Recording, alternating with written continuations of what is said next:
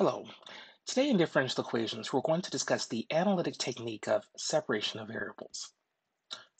Before we begin, let's do a review of the modeling via differential equations that we discussed last time. I'd like to review some definitions. First, say that we have a mass m, perhaps measured in kilograms, and x of t will denote its position at some time t. The velocity of this object is the derivative dx dt, which will also denote as x dot. And the acceleration of this object is d squared x dt squared, which is also known as x double dot. Newton's second law of motion states F equals ma. That is, mass times acceleration is the sum of the forces on this object.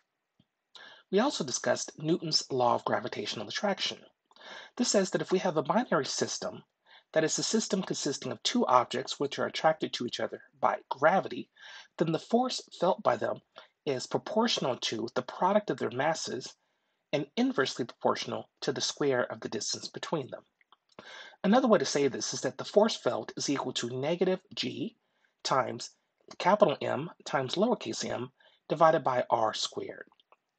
Here, capital G is the universal gravitational constant, capital M and lowercase m are the masses of the two objects, and r is the distance between them. As a special case, say that we have a small object of mass m that is near the surface of the Earth, perhaps near sea level. Then the force felt by this object by the Earth is equal to negative m times lowercase g, where lowercase g is the gravitational acceleration, sometimes denoted as 9.81 meters per second squared. We can then take a look at what happens when we have an object that's just under the influence of this gravity, in this case, when we're near the surface of the Earth. We find that the acceleration, that is dv dt, is equal to negative g, and it's possible for us to work backwards to actually find the position of the object at all times t. Another case, we can consider what happens when we have air resistance. Let's assume for the moment that the faster the object moves, the stronger the force of air resistance. That is, the force due to drag is proportional to the velocity. Using this, we can write down another differential equation to say essentially that the acceleration is equal to negative g minus a constant times the velocity. And again, it's possible for us to find an explicit formula for the velocity as a function of time. Finally, last time we discussed the idea of population growth. Let's discuss two different models. Say that we have a population whose size is p as a function of time, and we'll make the simple assumption that the rate of change of growth for this population is proportional to the size of the population. That is, dp dt is equal to k times p. We can solve this equation to find that p of t is equal to a constant p0 times e to the kt. We also found that this model is a little bit too simplistic because in many cases the population cannot grow indefinitely. Indeed, we do have to take into account limited resources, such as perhaps land space and food. So there must be some limiting carrying capacity that we'll denote by capital N. In this case, we can make the assumption that the rate of change of growth is not only proportional to the size of the population that we have, but it must also depend upon whether the population is either greater than or less than the carrying capacity. For example, if the population P is less than the carrying capacity N, then there are plenty of resources around, and we expect the rate of change, namely dp dt, to be positive. On the other hand, if the population size P is greater than the carrying capacity N, then we've exceeded our resources and we expect the population to shrink. That is, the rate of change, namely dp dt, should be negative. We can also solve this differential equation in terms of the formulas that you see here on your screen. But if we take a look at the graphs, we see that for exponential growth, as stated before, the population size should increase indefinitely. However, for the logistic growth model, we see that the population grows until it hits a carrying capacity. Indeed, we can think of the carrying capacity as the asymptote, or really the max size that we expect to find for our population. Let's move now today on to the next section in the text, which discusses the properties of separation of variables. To this end, I'd like to begin with the motivating question. Say that we have two identical boiling pots of water.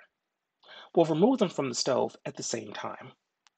For the first pot, let's wait 3 minutes, place an ice cube in the pot, and then let the pot sit undisturbed for another 7 minutes.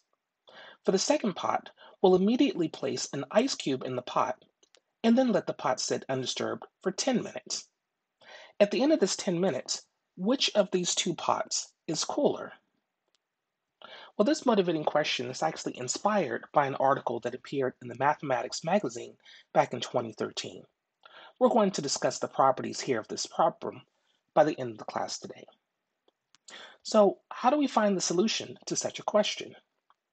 Well, first, let's remind us what we're trying to do here. Remember that we need to set up a mathematical model so that we can write down a differential equation, we can solve the equation, and then look at properties of the solution. So for the first step, writing down a mathematical model, remember that there are three key steps to writing down such a model based on a physical situation. First, we need to identify the key variables, perhaps such as position, velocity, population size, or time t. We'll need to decide which of these variables are independent, such as the time t, and which are dependent, such as perhaps position, velocity, or population size. Next, we need to articulate the principle that underlies the problem under investigation. This can be used to articulate the differential equation. For example, Newton's second law of motion states F equals ma, and in many cases, this helps us to define a differential equation. Third, we need to identify the initial conditions. For example, when dealing with position, we can also write x evaluated at t0 equals x0 as the initial position, and v evaluated at t0 equals to v0 as the initial velocity. Whenever we have both a differential equation and a list of initial conditions, we'll call this an initial value problem. We'll spend today discussing how to solve such problems. But remember that more generally in this course, we will be interested in three aspects. First, the analytical techniques. That is, we're looking to find the equation which governs the situation. Second, qualitative techniques. That is, we wish to describe the behavior of the solution. And third, numerical techniques. That is, we wish to perform some kind of arithmetic in order to find the solution. Now let's move on to some terminology that'll be useful. Recall that a differential equation, simply put, is an equation that involves differentials. So far, we've seen four types of differential equations. We've seen one that comes about from looking at objects falling under the influence of gravity. We found that if we denote x as the position of an object at time t, then we can write down a differential equation by using Newton's F equals ma, his second law of motion. We can also take a look at an object falling under air resistance, where here, if we look at the velocity, then we see that the acceleration, that is dv dt, is equal to negative g minus a constant times the velocity. Again, we found that we can write down an explicit solution. Third, we considered the exponential growth model. If we let p denote the size of the population at time t, then we may assume that the rate of change of the size of population is proportional to the size of the population. And again, we found how to write this as a differential equation and then how to find its solution. And finally, we considered the logistic growth model.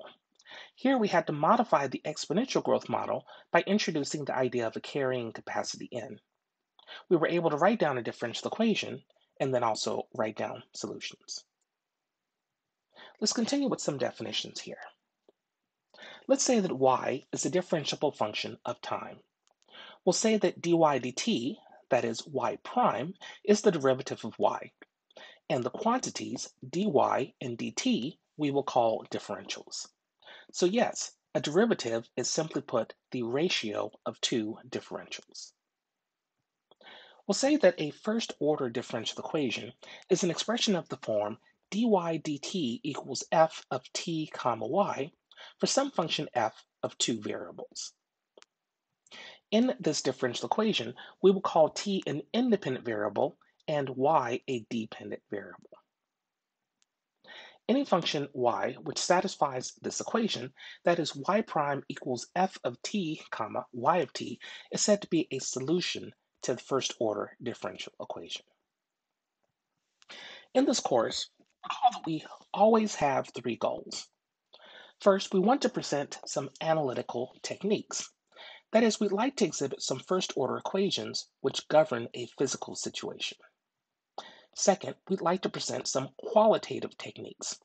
That is, we'd like to describe the behavior of solutions to these equations. And third, we'd like to present numerical techniques. That is, we'd like to perform arithmetic in order to find solutions. Let's go back to the four examples that we discussed earlier. Recall that they are in the forms that you see here on the screen.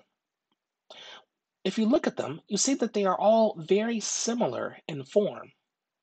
That is, they look like they're in the form dy dt equals to the product of two functions, g of t times h of y. Here, g of t is purely a function of time alone, and h of t is purely a function of the variable y alone. Such equations are called separable equations. And in fact, if g of t is a constant function, that is, it doesn't depend upon time, these equations are called autonomous equations. You'll actually see that the four equations that we've discussed so far are examples of autonomous equations. Let's explain a general numerical technique to solving such equations. It'll be in three steps. First, bring all of the terms involving y to the left-hand side, and bring all of the terms involving t to the right-hand side. Recall that dy dt is the ratio of two differentials, so we'll just simply move the differential dy to the left-hand side and move the differential dt to the right-hand side. Second, let's integrate both sides. On the left, we can integrate 1 over h of y dy, and on the right, we'll integrate g of t dt. Once we do this, we'll find an implicit relation, something in the form capital H of y on the left equals capital G of t plus a constant on the right. So the final step is to explicitly solve for y as a function of time.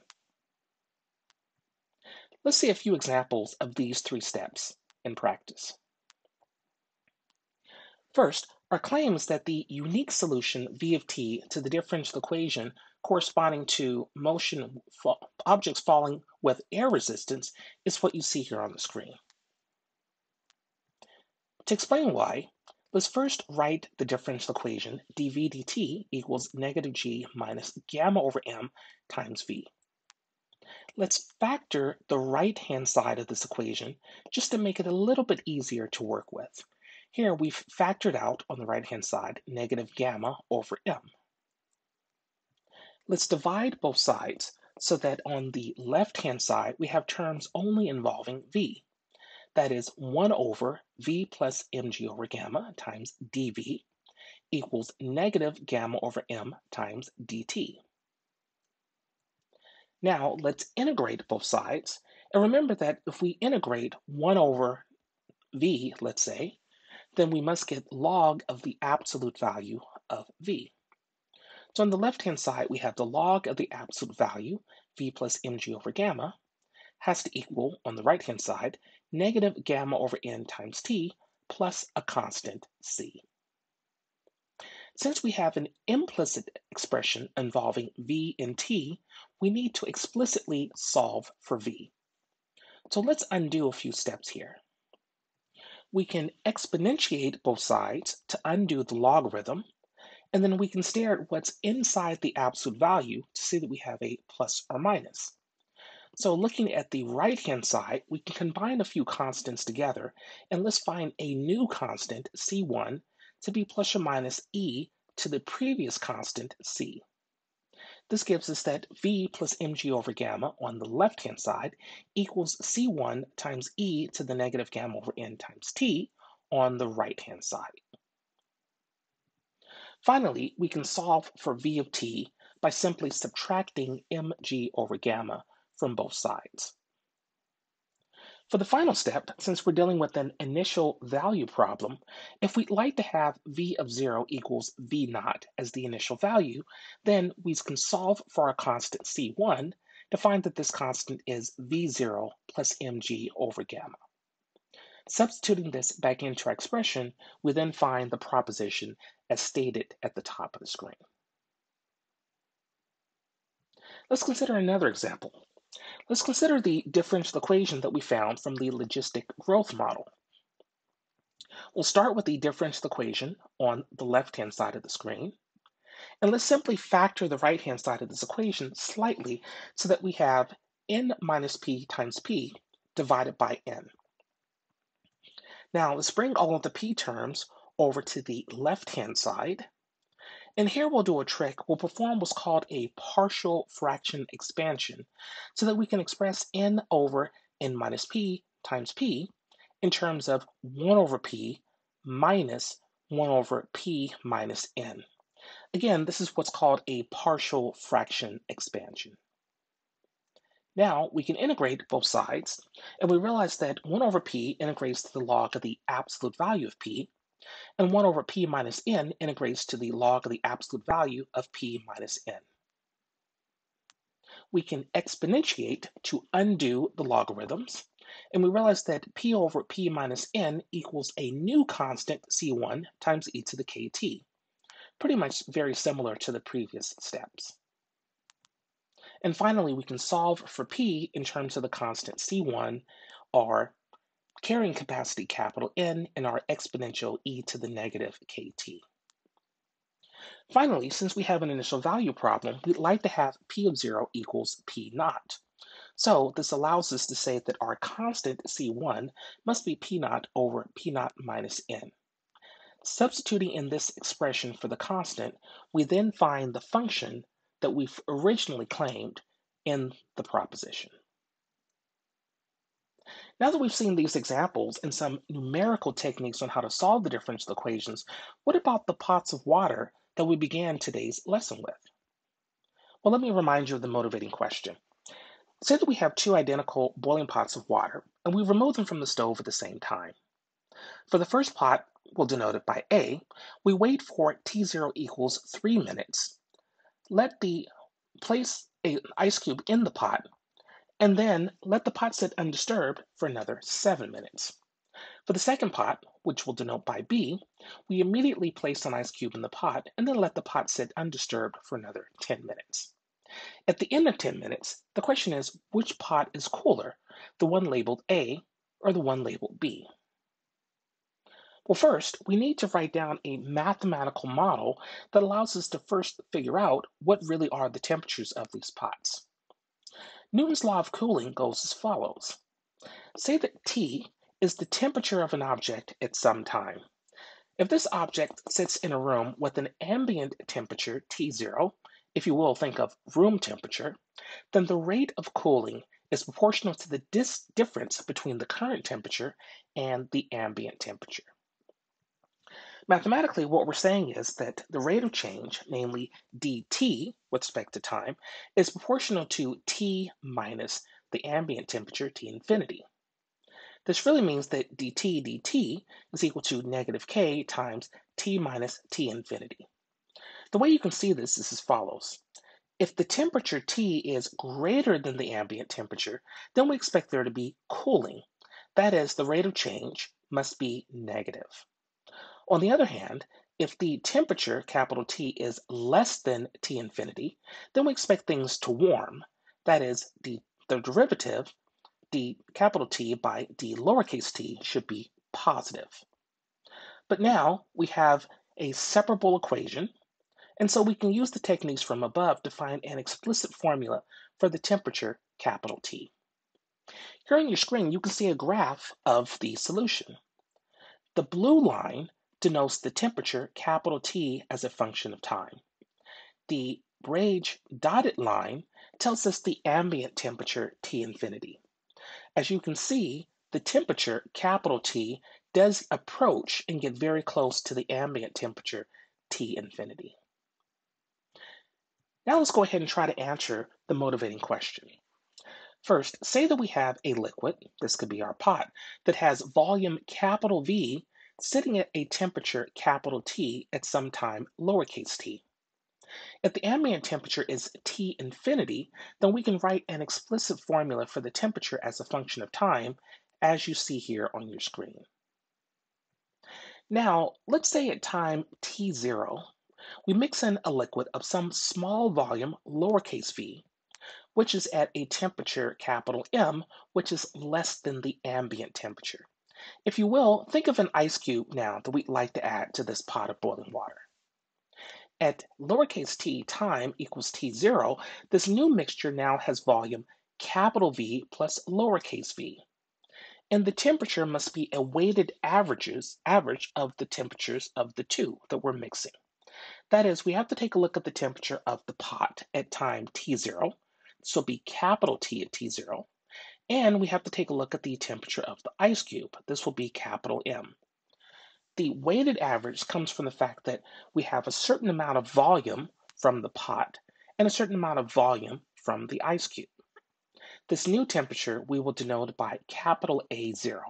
Remember that this will be the temperature of the pot, the first pot, at time T0. Now, using Newton's law of cooling, we see that this new mixture has a temperature which must also be a weighted average. It's a weighted average that depends upon the temperature from above, capital T at time t, and another expression, which I won't read out here on the screen, but it's just some algebra that you'd find after plugging in some of the formulas. Again, this is the temperature of the first pot, capital A, at any time t greater than T0. Similarly, if we had mixed this liquid at time T0 equals 0, then the temperature for the second pot would be this capital B of time, T, as you see here on your screen. So now we have explicit formulas for the temperature of the first pot, capital A, for any time T greater than T0, and we have a formula for the temperature of the second pot, capital B, for any time T greater than T0. But our ice cube has temperature capital M, which is less than the ambient temperature T infinity. So by simply staring here at these explicit formulas, we see that the temperature capital A of T must always be less than the temperature capital B of T, at least when T is greater than T0. So now let's put all of this together. If we have our two identical pots of boiling water, for the first pot, we drop in an ice cube 3 minutes into it. For the second pot, we drop in an ice cube immediately. Let's take a look at the graphs of the functions that we just solved. The blue line, at least the blue dotted line, is our temperature capital T, which is if we ignore placing in any ice cubes whatsoever. For the orange, this will be our temperature for capital B. Here we placed in an ice cube immediately, and you can see that the orange line is always below the blue line. That's because we had a certain temperature, but once we placed in an ice cube, the temperature for the orange must be less than it is for the blue. The interesting case is what happens for the first pot, for A. First, for the first 3 minutes, we don't place in an ice cube, so the red line looks identical to the blue dotted line. That is, the red line for the first 3 minutes looks exactly like we didn't do anything with any ice cubes. However, right at time T0 equals 3 minutes, we place in an ice cube and we see that the red graph must drop. That's because we placed in an ice cube and now the temperature drops. Notice what's curious here. The red line now is below the orange line. This means that while originally the pot A was warmer than pot B, after we drop in the ice cube, pot A is colder than pot B. So this means that the first pot is cooler as long as we are after we place in the second ice cube. So here's a curious thought.